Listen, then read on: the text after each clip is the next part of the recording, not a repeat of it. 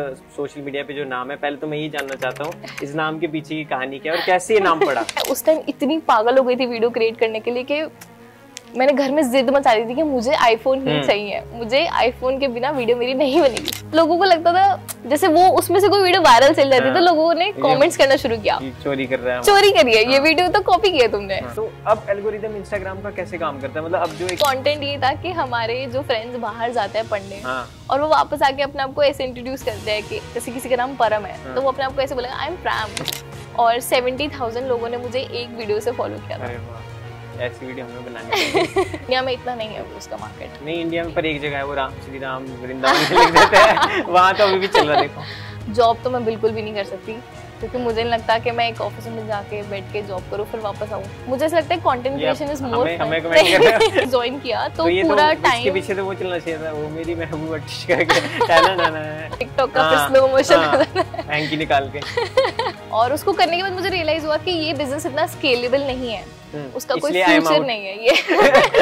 Actually वैसे तो मैंने कभी ऐसे लाइव या फिर किसी को अपने फ्रेंड्स तक कोई बात चीजें नहीं शेयर करी है, बट हमारा भाई पैदा हुआ था तो उस टाइम पे उसके मतलब मम्मी की डिलीवरी के लिए भी पैसे नहीं थे हमारे पास, तो पापा कहीं से उधार लेकर आए थे। आप इंस्टाग्राम पे हो तो आप मैं ऐसे लोगों का नाम तो नहीं लूंगी, लेकिन बहुत लोग ऐसे जो आपको अच्छा ट्रीट नहीं करते, जो आपको जानबूझ के नीचा दिखाते हैं कि भाई तेरी कम फॉलोअर्स है तो तू। नमस्कार दोस्तों, आप देख रहे हो इंडिया न्यूज़ न्यूज़ एक्स। मैं हूं आपके साथ अंकित चंदेल और आज इस स्पेशल इंटरव्यू में मेरे साथ मौजूद हैं काफी famous social media influencer that cutest thing के नाम से आप इनको जरूर जानते होंगे। मैं बात कर रहा हूँ one and only Megha Sukhija. जी हाँ मेघा, बहुत बहुत स्वागत है आपका। और जिस तरह से मैं आपको पहले भी बोल रहा था कि जो आपका सोशल मीडिया पे जो नाम है, पहले तो मैं ये जानना चाहता हूँ इस नाम के पीछे की कहानी क्या है और कैसे ये नाम पड़ा? पहले तो ये नाम मेरे को ऐसा लगता है अभी थोड़ा क्लीशे हो गया है खुद को क्यूटेस्ट थिंग बोलना, बट मैंने अपनी प्रोफाइल 2015 में बनाई थी और मैंने एक फ्रेंड था उससे पूछा था कि क्या यूजर नेम में डालूं, और उस टाइम इतनी क्रिंज यूजर नेम्स होते थे, सॉलिटेयर गर्ल ये वो, तो उसने मुझे सजेस्ट करा कि दैट क्यूटेस्ट थिंग रख दे। अच्छा। मैंने कहा ठीक है रख देते हैं, और उस टाइम मैंने रख दिया और तब से मैंने चेंज ही नहीं किया। बिल्कुल। तो मतलब ऐसा कोई वो नहीं कि इसके पीछे कोई साइंस है, कुछ स्टोरी है, ऐसा कुछ मतलब जो उस टाइम आपको सजेस्ट किया आपने? हाँ, जो उसने सजेस्ट किया मैंने रख दिया, और मैंने सोचा भी था कि मैं चेंज कर लूं, लेकिन इंस्टाग्राम की तरफ से मेरे को एक अवार्ड रिसीव हुआ था और उस पे दैट क्यूटेस्ट थिंग ही लिखा था।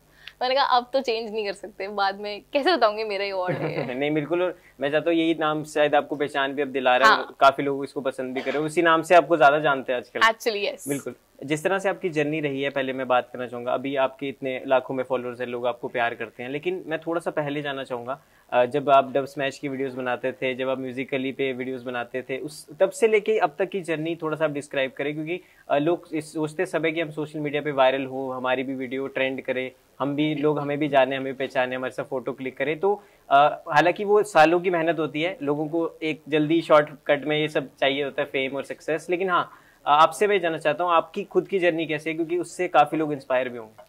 तो मैंने कंटेंट क्रिएशन तो नहीं बोलूंगी मैं उसको, बट मैंने वीडियो बनाना डब स्मैश से स्टार्ट किया था, जब एक डब स्मैश आप होती थी और उस टाइम वही वायरल थी। तो उस पर एक आलिया भट्ट का डायलॉग था, मैंने उस पर कुछ तो मैंने वीडियो क्रिएट किया था, और उसके बाद फिर म्यूजिकली बहुत ज़्यादा फेमस हो गया था, तो म्यूजिकली पे मैंने कंटेंट क्रिएट करना शुरू करा। कंटेंट क्यों बोल रही हूँ मैं, अब कंटेंट है, लेकिन पहले मैंने वीडियो क्रिएट करना शुरू किया।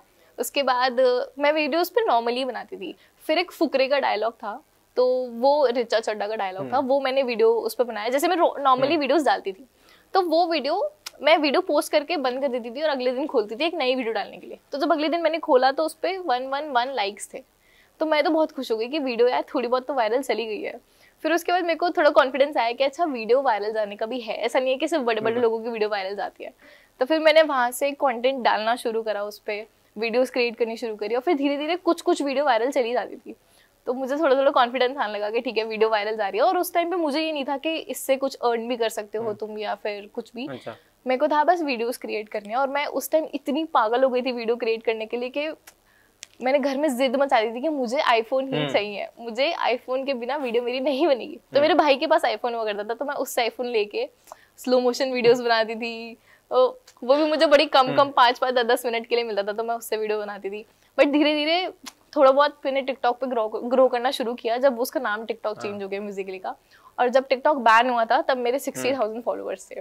तो मेरे लिए तो बहुत बड़ी बात थी, बट फिर मैं इतना ज्यादा उस पर ग्रो नहीं कर रही थी, तो मैं खुश थी, अच्छा है बैन हो गया। अच्छा। फिर मैंने इंस्टाग्राम पे रील्स आया तो यहाँ पे कंटेंट बनाना शुरू, मतलब कंटेंट तो मैं एक्चुअली इंस्टाग्राम पे बना ही रही थी रील से पहले भी, बट फिर रील्स आए और रील्स पे मैंने वीडियो डालना शुरू किया। और उस टाइम पे मेरे को पता नहीं था, जब नया नया आया था, कि नीश भी कोई चीज होती है या फिर एल्गोरिदम कुछ होता है। तो मैं बस वीडियो डालती थी, किसी की वीडियो देखती थी, मुझे पसंद आती थी, मैं डाल देती थी, सेम बना देती थी। अच्छा। फिर लोगों को लगता था जैसे वो उसमें से कोई वीडियो वायरल चल जाती, तो लोगों ने कमेंट्स करना शुरू किया, चोरी कर रहा है, चोरी करी है, ये वीडियो तो कॉपी किया तुमने। फिर मेरे को लगा कि अच्छा कॉपी किया है। फिर मेरे को किसी ने सजेस्ट किया कि जब तुम ऐसे किसी का वीडियो से इंस्पायर होते हो तो क्रेडिट्स दे दिया करो। तो फिर मैंने क्रेडिट्स देना शुरू किया। फिर मुझे धीरे धीरे पता लगा कि खुद का कंटेंट भी कोई चीज होती है, तुम खुद जिसमें अपना टाइम इन्वेस्ट करते हो, कुछ क्रिएट करते हो, कुछ आइडिएशन होता है उसके पीछे। तो फिर मैंने खुद के आइडियाज पे वीडियो बनाना शुरू किया, और एक वीडियो थी जो मेरी बहुत वायरल गई थी, एक जुगनी करके सॉन्ग था उस पे, और उस वीडियो पे एक दिन में 1 मिलियन व्यूज आए थे। तो मैं तो बहुत खुश हो गई थी। और बीइंग अ न्यू क्रिएटर, तो तुम्हारी वीडियो वायरल हो सकती है, but there are certain factors behind it, कि वो वीडियो कितना शेयरेबल है, कितने लोग उसको अपनी स्टोरी पे शेयर कर रहे हैं, अपने फ्रेंड्स को शेयर कर रहे हैं, कितने लोग उसको सेव कर रहे हैं। तो उन सब फैक्टर्स पे डिपेंड करता है, और तब से फिर कंटेंट क्रिएशन तो चल ही रहा है मेरा। ओके। बिल्कुल, जो आपने जर्नी बताई काफी इंटरेस्टिंग थी, और बीच में भी एल्गोरिदम की आपने बात की, तो एक क्वेश्चन आपसे पूछना चाहूंगा। हाल फिलहाल मैंने एक वीडियो डाली थी, जब दिल्ली एनसीआर में पोल्यूशन और वो उस टाइम का सीन था, तो एक गाना था धुंधला करके, तो उस पर मेरी रील गई थी 1.5-2 मिलियन के आसपास। तो वो मैंने रिलेटेबल डाला था कि ये सॉन्ग अब रिलेटेबल है, जो वो ट्रेंड था। तो अब उस मेरी एक रील वो चली गई, फिर उसके बाद एक और रील गई, 100K गई। तो धीरे धीरे करके मतलब ऊपर नीचे स्टैट्स आ रहे थे। तो अब एल्गोरिदम इंस्टाग्राम का कैसे काम करता है? मतलब अब जो एक क्रिएटर है जिसको कुछ अपना नया जीरो से स्टार्ट करना है, वो क्या करे? मतलब कैसे किस जॉनरास में ज्यादा वीडियो बनाए, कैसा कंटेंट लेके आए? अब क्योंकि शॉर्ट जो कंटेंट है उसका ज्यादा ट्रेंडिंग में आ रहा है वो चीज। तो देखो, नीश तो आप कोई भी सेलेक्ट कर सकते हो, जो भी आपको लगता है कि आप इस नीश में परफेक्ट हो। अगर आपको लगता है आप फैशन बहुत अच्छा करते हो, आप मेकअप वीडियोस बहुत अच्छे बनाते हो, तो आप उस नीश में स्टार्ट कर सकते हो। और जो आपकी तरह सब कर लेता है वो तो ओवरऑल लाइफस्टाइल कैटेगरी में आ जाएगा, या फिर रिलेटेबल कैटेगरी में आ जाएगा, तो आप उसमें वीडियोस बना सकते हो। बट 2 चीजें जो फैक्टर हैं बहुत ही इंपॉर्टेंट है, वो मैटर करते हैं। एक तो क्वालिटी कंटेंट, और दूसरा कंसिस्टेंसी। अगर आप कंसिस्टेंसी से वीडियो डालते रहोगे, रोज एक वीडियो डालोगे, या फिर 2 दिन में एक वीडियो डाल रहे हो, तो इंस्टाग्राम पुश करता है आपकी वीडियोस। और दूसरा फैक्टर क्वालिटी वीडियोस। ये नहीं कि कुछ भी उठा के डाल दिया। अब जैसे आपने जो वीडियो डाली उसमें क्वालिटी भी होगी, और वो रिलेटेबल भी था, वो शेयरेबल भी था, तो इसलिए लोगों ने वो शेयर किया आगे अपने फ्रेंड्स के साथ, तो वो क्वालिटी कंटेंट हो गया। और आप कंसिस्टेंसी से डालोगे तो फिर और शेयर होगी आपकी वीडियोस, और वायरल हो जाओगे। अच्छा, मतलब तो ये है इनका वायरल होने वाला मंत्रा जो इन्होंने हमें दे दिया। तो आप भी जो लोग अपनी जर्नी स्टार्ट करना चाहते हैं, तो ये एक मतलब बेसिक टिप्स हैं। हाँ। जो एक कंटेंट क्रिएटर है, जो भी एक नया बंदा शुरू करना चाहता है। और हाँ, क्वालिटी मैटर्स, क्योंकि आज की डेट में लोग क्वालिटी कंटेंट ज्यादा देखना चाहते हैं। और अब ये मैं पूछ रहा हूँ कि जैसे यूट्यूब पे भी शॉर्ट्स वाला आ गया 30 सेकंड, मतलब 1 मिनट से नीचे, और इंस्टाग्राम पे 30 सेकंड वाला ज्यादा वायरल हो रहा है। तो अब आपको लग रहा है कि जो लेंथी वीडियोस होती थी उनका धीरे धीरे खत्म हो रहा है उनका एक्सपोजर? एक्चुअली मतलब लोगों ने क्या करना शुरू कर दिया है, खत्म भी हो रहा है, लेकिन अगर आप लॉन्ग वीडियोस भी डालते हो तो उसमें भी एक ट्रिक होती है कि अगर आपकी कोई लॉन्ग वीडियो है, आपने उसमें से एक फनी सीन निकाल के उसका रील बना दिया। अब लोग रील तो देख रहे हैं, अब लोगों को थोड़ा वो रहेगा कि यार इस पूरी वीडियो में क्या था, तो वो जाके फिर आपके यूट्यूब पे वो फुल लेंथ वीडियो भी देखेंगे। डेफिनेटली वो थोड़ा कट शॉर्ट हो गया है, लोग रील्स पे ज्यादा शिफ्ट हो गए हैं, शॉर्ट्स पे ज्यादा शिफ्ट हो गए हैं, और लॉन्ग वाली वीडियोस लोग कम देखना शुरू प्रेफर करते हैं। बट अगर आप एक बार अपना नाम बना लेते हो ना, और लोग आपको देखना पसंद करते हैं कि आप कुछ भी डालो हम देखेंगे, तो फिर लोग आपको फुल लेंथ वीडियो भी देखेंगे। आपकी एक रील थी, मैं पढ़ता था कि उसमें एक रील से 70,000 फॉलोअर्स आपके आए थे इंस्टाग्राम पे। तो वो कौन सी रील थी, क्या कंटेंट था वो? उसमें कंटेंट ये था कि हमारे जो फ्रेंड्स बाहर जाते हैं पढ़ने, और वो वापस आके अपने आप को ऐसे इंट्रोड्यूस करते हैं कि जैसे किसी का नाम परम है, तो वो अपने आप को ऐसे बोलेगा आई एम प्रैम। तो नाम लोग चेंज कर लेते हैं, एक्सेंट चेंज कर लेते हैं इतना ज्यादा। तो मुझे लगता है थोड़ा ऑथेंटिक रहने की जरूरत है लोगों को। लेकिन चलो वो लोग हैं, अपना जो नाम हम चेंज कर लेते हैं, अपना एक्सेंट चेंज कर लेते हैं बाहर से आके, तो उस पे डाली थी। और ऐसा बहुत लोग करते हैं, तो इसलिए वो लोगों को रिलेटेबल लगा, और एक दिन में उसमें भी काफी व्यूज आ गए थे। बट अब आज की डेट में उस वीडियो पे 20 मिलियन व्यूज है, और 70,000 लोगों ने मुझे एक वीडियो से फॉलो किया था। अरे वाह, ऐसी वीडियो हमें बनानी पड़ेगी। नहीं बिल्कुल, और रिलेटेबल भी था, मेन थिंग ये थी। तो ये मेरे को लगा। और एक मैं आपसे पूछना चाहूंगा कि काफी इंडिया में तो ये थोड़ा लेट स्टार्ट हुआ ट्रेंड, अब्रॉड में ज्यादा था, फेस पेंटिंग का, और जो हैलोवीन में और जो जितने भी कॉन्सर्ट्स होते हैं, जितने भी क्लब्स में जो स्पेशल पार्टी होती है, वहाँ पे फेस पे जो है अलग अलग जो आप टेक्सचर से अलग अलग टाइप के टैटूज है, कुछ क्रिएटिविटी या फेस को लेके भी करते हैं। हालांकि इंडिया में पहले थोड़ा कम था, अब थोड़ा बढ़ गया धीरे धीरे। तो आपने काफी पहले इस चीज को शुरू कर दिया था, तो वो बंद कर दिया आपने अभी, या अभी भी करते हो आप वो? मैं बताती हूँ, मैंने वो शुरू किया था 2021 में, जब मैंने अपने नए फेस पेंट लिए थे कोविड के आसपास। मैंने बाहर से नए फेस पेंट इम्पोर्ट कराए थे फेस पेंटिंग करने के लिए, क्योंकि इंडिया में इतना नहीं मिलता, लोग रंगीला के कलर्स उठा के फेस पेंट करने लग जाता है। तो मुझे थोड़ा अपना स्किन वो था कि कॉन्शियस थी मैं कि कुछ स्किन पे हो ना जाए, इसलिए मैंने बाहर से कलर्स मंगाया और मैं कलर से धीरे धीरे पेंट करना शुरू करा। और मैं बाहर के लोगों को देखती थी कि वो कितना अच्छा सा पेंट करते हैं, एंड आई विश यहाँ पे वो फोटो भी चल रही होती। हम चला देंगे। हाँ। तो वो मैं उस चीज से अपने बहुत इम्प्रेस हूँ कि मैं बहुत अच्छा फेस पेंट कर लेती थी और लोग भी बहुत इम्प्रेस होते थे उससे, बट उससे मुझे इतना ऑडियंस नहीं मिलता था, इसलिए मैंने अपना जॉनर चेंज कर दिया फेस पेंट से to comedy and relatable videos. वरना मैं तो चाहती थी कि मैं उसमें आगे कंटिन्यू रखूं, लेकिन उसकी इतनी ऑडियंस नहीं है इंडिया में। और अभी वो थोड़ा ट्रेंड करने लगा है, आप किसी फेस्ट में जाओगे तो देखोगे लोग फेस पेंट के एक्चुअली पैसे देते हैं, छोटे छोटे फेस पेंट कराने के। तो अब वो इंडिया में चल रहा है, लेकिन फॉरेन में हाँ ये कॉन्सेप्ट बहुत ज्यादा है, इंडिया में इतना नहीं है अभी उसका मार्केट। नहीं, इंडिया में पर एक जगह है, वो श्री राम वृंदावन लिख देते हैं, वहां तो अभी भी चल रहा है, देखो। तो जी हाँ, तो मतलब एक और चीज आपसे पूछना चाहता हूँ कि लोग ये भी आपकी पर्सनल लाइफ जो आपको फॉलो करते हैं और भी थोड़ा जानना चाहते हैं, तो ये मैं पूछना चाहता हूँ कि एजुकेशन, अपना करियर थोड़ा बताइए कि क्या कितनी पढ़ी लिखी है और क्या क्या आपने कर रखा है, या फिर बैकअप प्लान क्या था, अगर इफ दिस तो, अगर इफ नॉट फिर देन क्या? तो एक्चुअली कंटेंट क्रिएशन मेरा बैकअप प्लान था, ये कभी मेरा प्राइमरी वो नहीं था। और मैंने अपना जो स्टडी है ऑब्वियसली 12th तो मेरी थी, उसके बाद मैंने कॉलेज किया है और मतलब मेरी बैचलर्स करी है मैंने आर्किटेक्चर में, क्योंकि मेरे डैड का रियल एस्टेट बिजनेस था, तो वो हमेशा चाहते थे कि मेरे बच्चे इंजीनियर डॉक्टर कुछ तो बन जाए। तो मैंने कहा चलो इंजीनियरिंग कर लेते हैं, मैंने आर्किटेक्चर करी। और उसके करने के बाद मुझे रियलाइज हुआ कि architecture is not like a fun for me. मैं पूरा टाइम कंप्यूटर पे बैठ के या लैपटॉप बैठ के नहीं कुछ काम कर सकती, और फिर जॉब तो मैं बिल्कुल भी नहीं कर सकती, क्योंकि मुझे नहीं लगता कि मैं एक ऑफिस में जाके बैठ के जॉब करूँ फिर वापस आऊँ। मुझे ऐसा लगता है content creation is more fun. मतलब आपको ये फन लगता होगा ना, मेरे को वो फन नहीं लगता था, मुझे फन कंटेंट क्रिएशन में ज्यादा लगता था। और मैंने ऑफिस ज्वाइन भी किया था, मैंने ऑफिस ज्वाइन नहीं किया, मैंने ज्वाइन किया था, बट मुझे रियलाइज हुआ कि यार मुझे कंटेंट क्रिएशन के लिए टाइम नहीं मिला बिल्कुल भी। तो फिर मैंने वो छोड़ के अपना कंटेंट क्रिएशन को फुल टाइम किया, और अभी भी मेरा कंटेंट क्रिएशन फुल टाइम है। आपका एक डायलॉग है कि मुझे लैपटॉप की स्क्रीन के आगे नहीं काम करना था, मुझे फोन की छोटी चेंज की स्क्रीन के आगे काम करना था। तो how do you take this on you? मतलब यही कि मैंने जब ऑफिस ज्वाइन किया तो पूरा टाइम इसके पीछे तो वो चलना चाहिए था, वो मेरी महबूबा वैसा वाला, ये तो वन लाइनर था। वो टिकटॉक का स्लो मोशन हैंकी निकाल के। तो मैंने वही ऑफिस ज्वाइन किया और मेरे सर दर्द होने लग जाता था। मैं घर जाती थी, मैं इतना थक जाती थी एक तो काम करके, और मेरे को सर दर्द होने लगा, मेरे को लग रहा है मेरी आंखें वीक हो रही है। उस टाइम पे मुझे सब लगता था मेरी तबीयत खराब हो रही है, मेरी आंखें वीक हो रही है। फिर लेकिन जैसी फोन की स्क्रीन आती थी तो सब ठीक हो जाता था। नहीं तो ये मैं अपनी इंस्टाग्राम फोटो की कैप्शन के नीचे लिखूंगा ये वाला, ये गाइस ये कोट बन चुका है अब। Yes, you can use it, guys. Okay.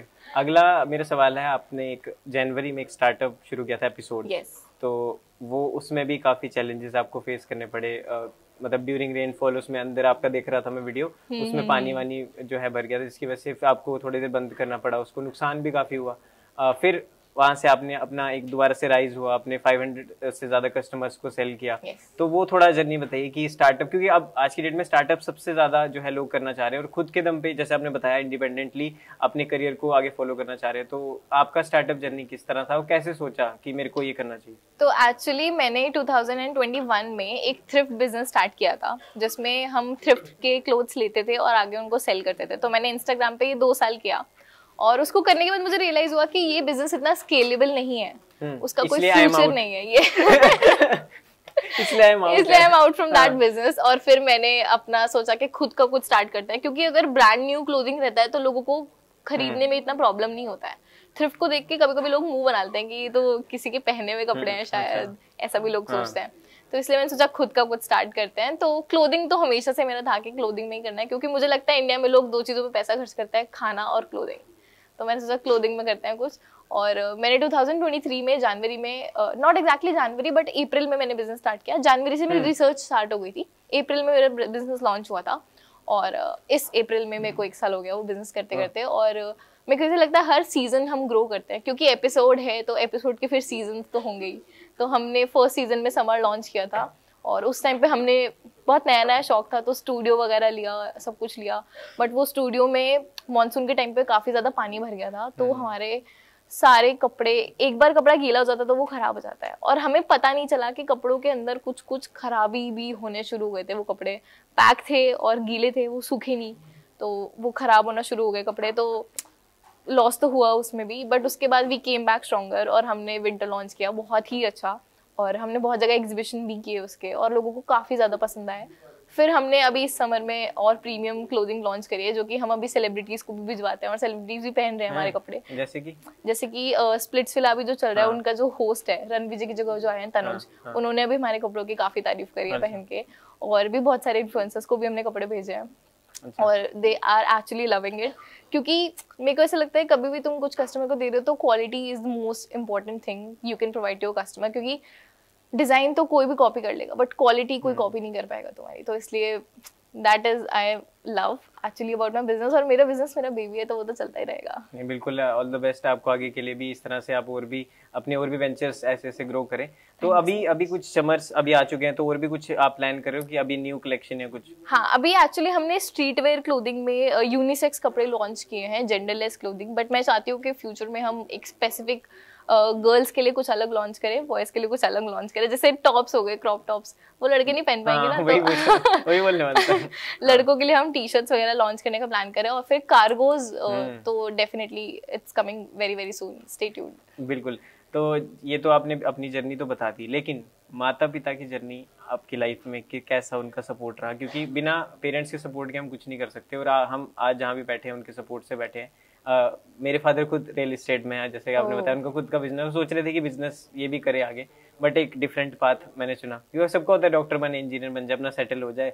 But हाँ, उनका क्या सपोर्ट रहा? क्योंकि शुरू में आपके जो पेरेंट्स थे इतना फाइनेंशियली उतना घर से आप स्ट्रांग नहीं थे, उन्होंने भी काफ़ी ज़्यादा स्ट्रगल की अपनी लाइफ में, और जॉब्स जो है वो करते थे, तो वो एक जर्नी आप शेयर करना चाहेंगे? तो एक्चुअली वैसे तो मैंने कभी ऐसे लाइव या फिर किसी को, अपने फ्रेंड्स तक कोई बात चीजें नहीं शेयर करी है, बट हमारे मतलब I don't come from a very very rich family. Yes, exclusive. I don't come from a very rich और वेरी मिडिल क्लास फैमिली। हम लोग लोअर क्लास फैमिली हुआ करते थे, और मेरे पेरेंट्स का खुद का कोई घर या फिर प्रॉपर्टी बिजनेस वगैरह कुछ नहीं था, और हम लोग ऐसे ही 1 BHK में रहते थे रेंट के उसमें।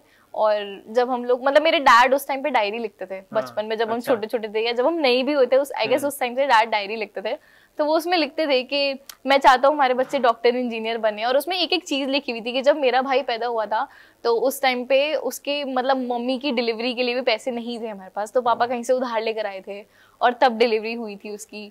तो मेरे को ऐसा लगता है कि that is a very that thing, very emotional thing for me. जो मैं पढ़ती हूँ डायरी में तो मुझे बहुत फील होता है। और उसके बाद से फिर मेरे को लगता है मेरे पेरेंट्स ने बहुत ज़्यादा ग्रो किया लाइफ में, from not owning a house to actually having a 3 BHK in a very good locality of Delhi.